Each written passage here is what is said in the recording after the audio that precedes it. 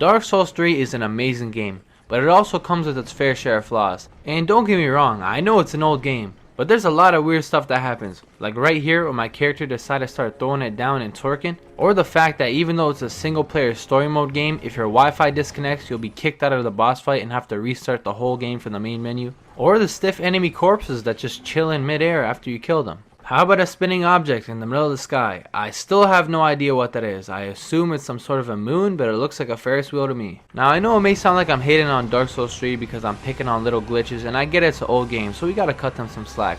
But I actually really do love Dark Souls 3. As a matter of fact, more than Elden Ring. Now that could be the fact that it was my first Souls-like game, and I did play Elden Ring right after this, so I was a little bit burnt out, I'm not gonna lie. But despite the burnout, I missed the bosses in this game so much that after Elden Ring, I decided to go back and replay this game, play it on New Game Plus. I love this so much that I said, hey, why don't I make a video about all the DLCs? So in today's video, we are going to be beating all the Dark Souls 3 DLCs, and I'm going to be showing you guys just how amazing the DLC really is. The journey starts here, and I was already excited because as you can see, VB Styles on Steam said that Slave Knight Gale is the best boss / character in all of gaming. And I'm not gonna lie, after beating the DLC, I low-key agree with bro, because that boss fight was genuinely one of the best I've ever played. As you can see, things didn't start off so strong though, as I got absolutely violated by a tree. That didn't discourage me though. I kept pushing and I found this beautiful castle, and I knew that's exactly where I needed to go. And as you're about to see, the trend of me getting absolutely violated continued as I got killed by an invader. I don't even know if that's an NPC or a human, but it was painful. Alright, I've had enough now. This is too much. I'm losing my mind. I got called a miserable mad hollow by an NPC. This is like 5 violations and we're 2 minutes into the video. I don't even know what a miserable mad hollow is, but it does not sound good, and I do not want to be getting called that anymore. After the bridge collapsed on me and I had a terrible death, I proceeded onto my journey and found this town with a bunch of these rat people. I decided to beat him with my bare hands to assert dominance and make sure no one else tried anything with me in this town. I was the sheriff now. As you can see, it worked for the most part, because when I walked through the town, nobody even batted an eye. Until I seen this absolute unit terrorizing my people, and you already know I had to step in. As the new sheriff, I had to go and save my people and make sure that my town was safe. After I took him out, I tried to hit a quick emote to call my people back, but it was too late until I found this one cheeky bugger in the corner. I walked up, tried to talk to him, and he brutally attacked me. My last citizen had done me wrong. After that, I thought I was done. I thought the town was all empty. Until the guy that I killed before came back to brutalize me. I mean, what is he even doing? Is that even legal? Look at his leg placement. Where's my head? He's attacking me. I try to fight back, but I'm sorry, boys. There's only one option. After getting violated that hard, you cannot fight back. That was the only option. The next significant thing that happened was me finally speaking to a woman, and I'm not gonna lie, she yapped a little bit too much, so I already know I had to take matters into my own hands.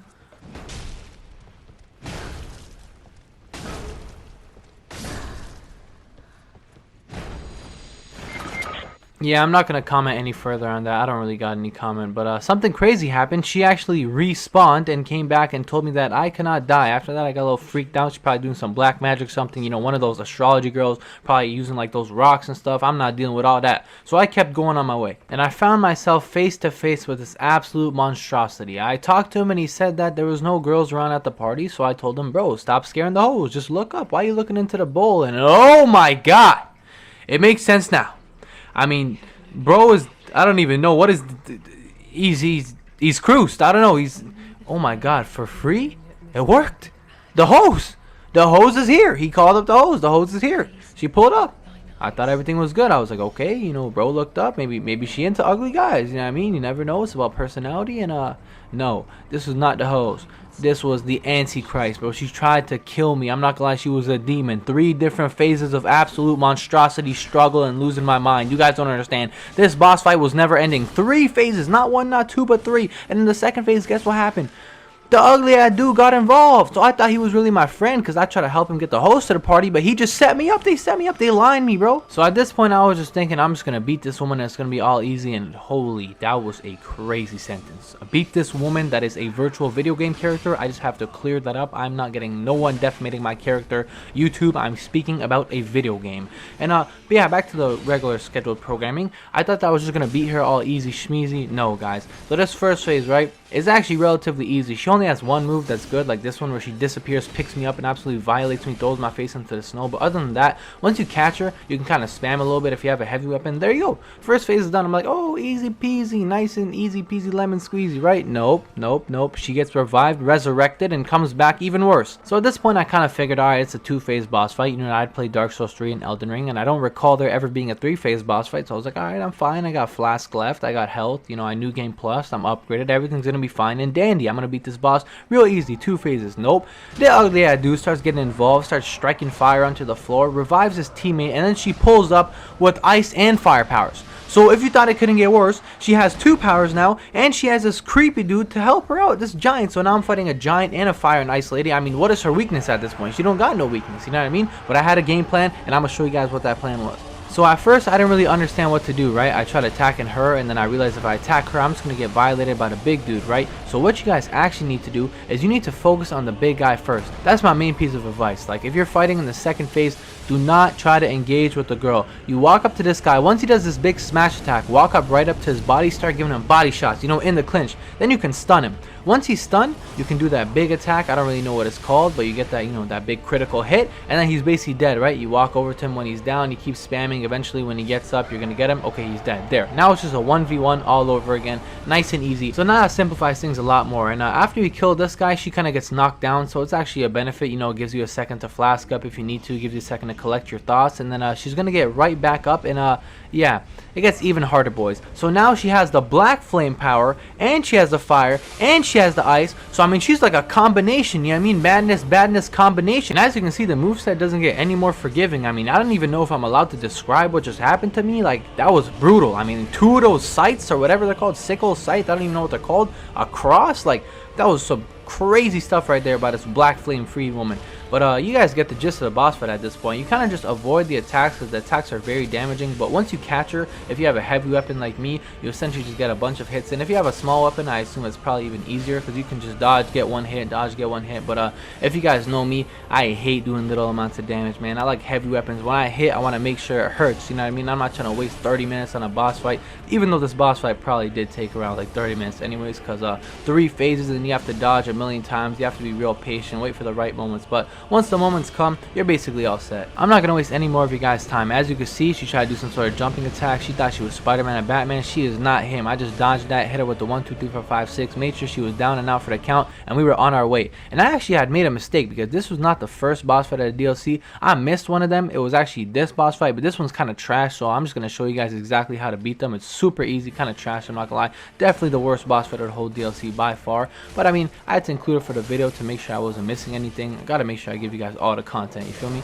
And while this boring boss fight's going on, let's talk about the other boss fight. I'm not gonna lie, that was one of the best boss fights I've ever played. 3 phases, absolutely so fun to play. The perfect amount of challenging and fun, you know what I mean? It was the perfect balance. Like, I'm not gonna lie, with some of these boss fights in the DLC, they found the golden balance, but that's also because of me too, you know what I mean? I don't like it being too hard, and I feel like after you beat the game, you're upgraded to the point where like these DLC bosses are that perfect amount of challenging, where you can learn the movesets, and then once you do, you really have fun with it, you know what I mean? It feels satisfying to beat them, and I don't really like doing that for the regular game because I'm not gonna lie, it's just too much work to learn all that when you have like no health and weak weapons. But right here is like the perfect time to be able to do that. And as you can see, the only cool thing about the secondary boss fight is kind of the fact that this wolf pulls up, and I guess the wolf is cool, but he's kind of useless because you can just go under his stomach and just murk him. I mean, I don't know, that's pretty much all you gotta say. Like, once the easy guy is done, he's basically just a regular NPC. You kill him, the wolf pulls up, you hit the wolf a couple times, and you're basically good. And at this point, you're probably upgraded enough to the point where like those side little helping wolves don't really do anything. So right here, we're on to the second DLC, and as you can see, it's so annoying. The annoying part about the second DLC is the fact that there's these angels attacking you in the sky, and those are not angels, man. Those are demons. As you can see, they beam you. They beam you non-stop, and the only way I got by was spamming Estus Flask and rolling. Like, I swear you probably need 15 Estus Flasks to get by. You need the max amount, because if you don't, I don't know how you're getting by there. And they follow you for a long time, bro. It gets mad annoying, I'm not gonna lie. I don't even know if you can kill them, but that's besides the fact. As you guys are about to see right now, we are about to take a plunge, and yeah, we're not actually gonna die. It's really cool about the second DLC is there's a lot of parts where you kind of jump from really high places and don't die. I kind of like how they added a bunch of new, like, you know, movements and like immersive worlds in the DLC. Like, even in the first one, there's like ice places, you know what I mean? Like, the ice is breaking, the bridge is breaking. there's a bunch of cool stuff in the DLC. You know what I mean? Makes the world just a little bit more immersive, you know? Right here, though, crazy boss fight.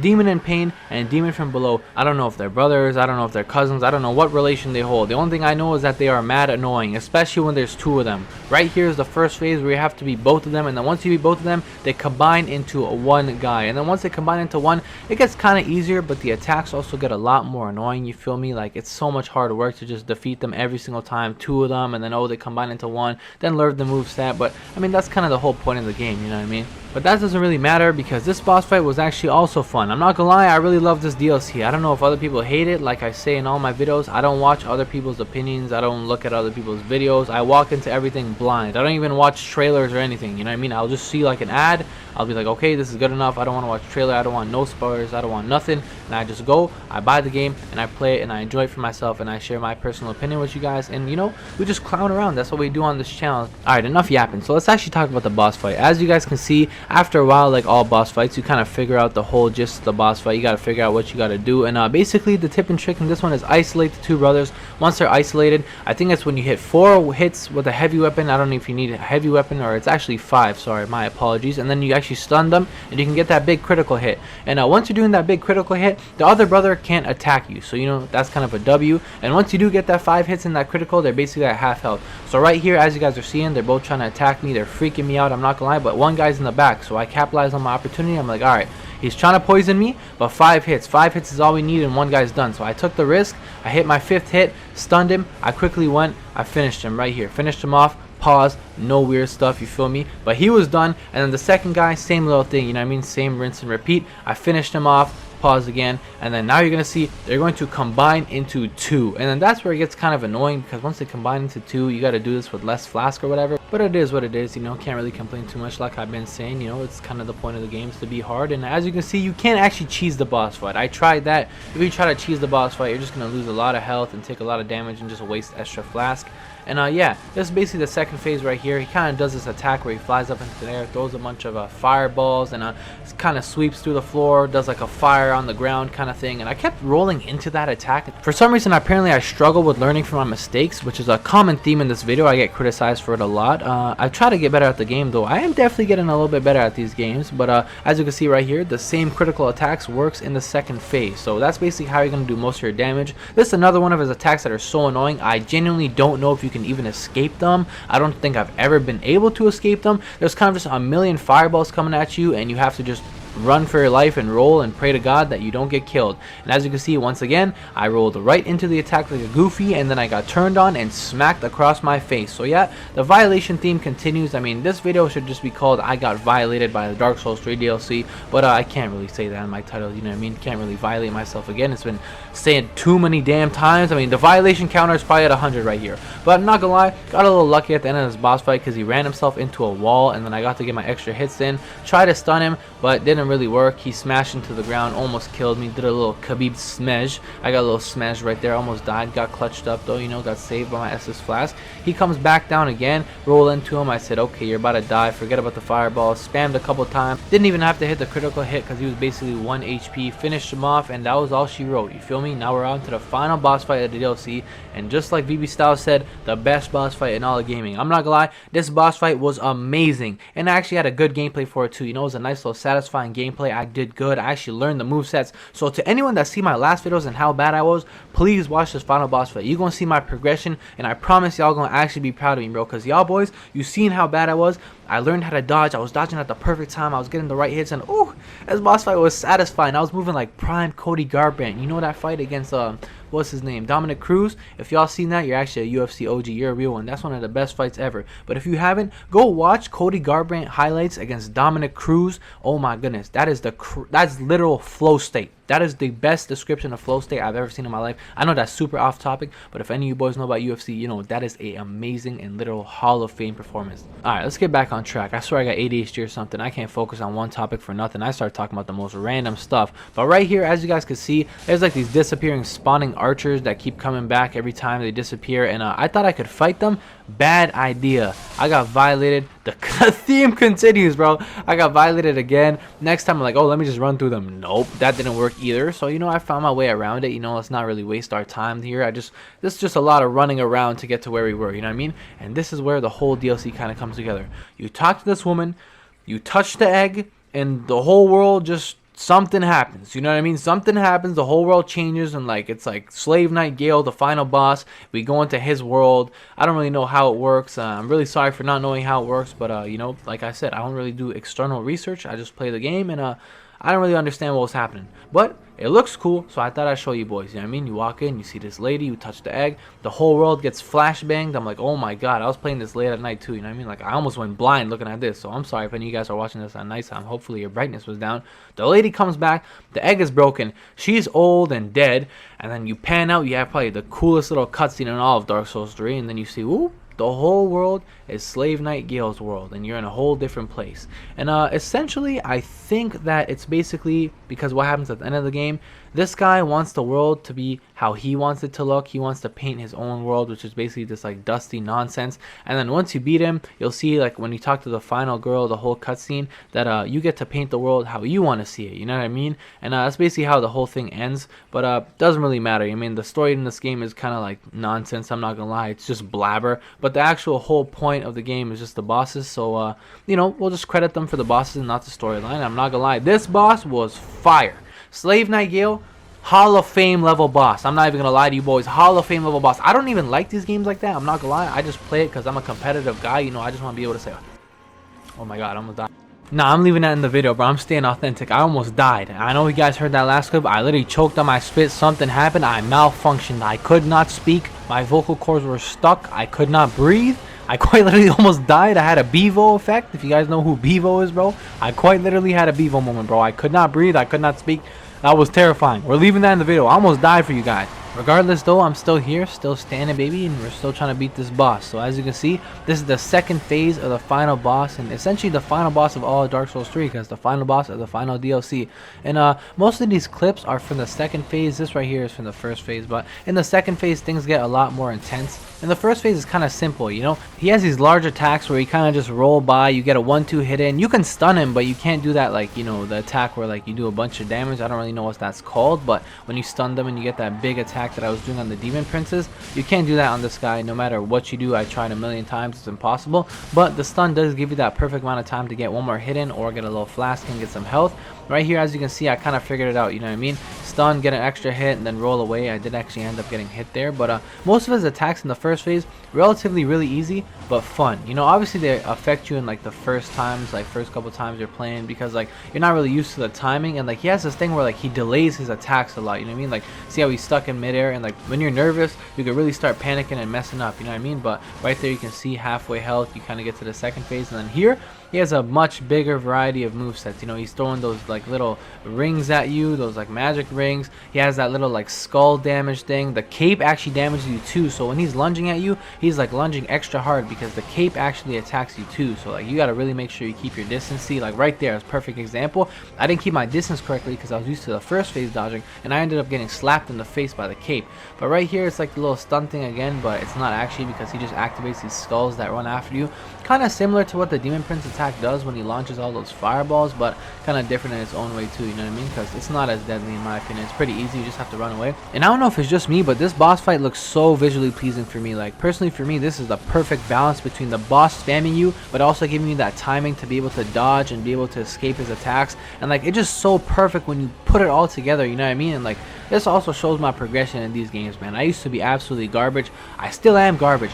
At least I'm good enough to, you know, be able to learn the movesets now and dodge around, and you know, you kind of get used to it. You know, when I was a complete newbie, I did not do any of this stuff, bro. I just basically hoped for the best, which is hitting and spam rolling, you know what I mean? But right here, as you can see, I'm anticipating the attacks. I'm getting a 1-2 hit in, rolling. Obviously, I got hit there. Nothing, you know, serious, nothing deadly. Got my flask off. Got a little bit lucky there that the cape didn't actually tag me, but you know, a little bit of luck always kind of is involved in every boss fight. There's a little, you know, RNG that has to go your way in every single boss fight. But you know, not complaining. Luck is always beautiful. It's good to have luck on our side. And this is essentially the end, you know. He's spamming us. I know I have 3 flasks, and right here I do get carried away. I'm not gonna lie, this is what I do best though. I'm like, okay, I know he's dead. Like, I'm just kind of spamming at this point. I'm like, he's not gonna kill me. I don't think there's any attack that can one-shot me. I should be fine. Then I come in here, bow, bow, 2 big hits, just like that. Every single boss in Dark Souls 3 is completed. Every single main boss I have completed. I beat the game twice, and I beat every single DLC in this game. Man, it was so fun. I'm not gonna lie. My opinion, I love them more than Elden Ring. You know, definitely a controversial take. I know a lot of people are not gonna agree with me, but Dark Souls 3 is criminally underrated in my opinion. Like, the fact that they gave Elden Ring so much love, and then they just say, oh yeah, Dark Souls 3 is a great game too, but like, y'all be glazing Elden Ring like it's the greatest thing or second coming of Christ. You know what I mean? Like, it is not that good in my opinion. Like, it's a good game, but I don't really get all the hype around Elden Ring. Dark Souls 3, super underrated though. It deserves all the love it can get. I guess a good way to put it is that Dark Souls 3 is kind of like the older brother that went through all the trials and tribulations and taught the younger brother, aka Elden Ring, everything he needed to know to be so great. You know what I mean? So I really just feel like the OG Dark Souls 3 deserves a lot of love, because this game is a masterpiece. And this is coming from a guy that doesn't even like these type of games. You know, I love this, man. If you like Souls-like games and you haven't played the Dark Souls 3 DLC, I definitely recommend you boys to go and play this, because this is amazing. For me, beautiful chef's kiss. I love this so much, and with the Elden Ring DLC coming out in the near future, I definitely recommend you to play this. But as you can see right here, boys, this is essentially the final part of the DLC. You know, my thanks, I'll paint a world of that name. You tell her your name, because Slave Knight Gale, aka her uncle or whatever that got packed by us, he wanted to paint the world in his garbage ass little sandy ass place. Like, nobody wants to live there, you know what I mean? So I guess you could say we got the ending we wanted. You know, we got to paint the world the way we wanted. We defeated all the bosses, and we're happy, fine and dandy, and the world can live on happily ever after.